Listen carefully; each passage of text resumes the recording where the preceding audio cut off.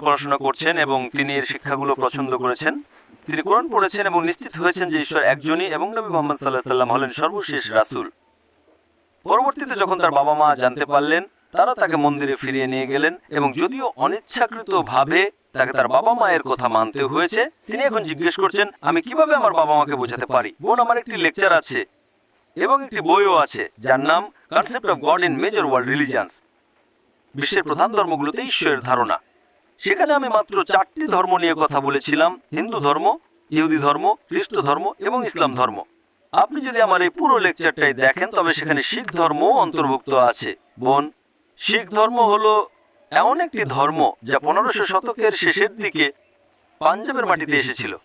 এটি গুরু নানক সাহেব গঠন করেছিলেন এবং পণ্ডিতরা বলেন যে এটি হিন্দু ধর্ম এবং ইসলামের অনেক শিক্ষার সংমিশ্রণ। এটি 10 জন গুরুর ধর্ম এবং আপনি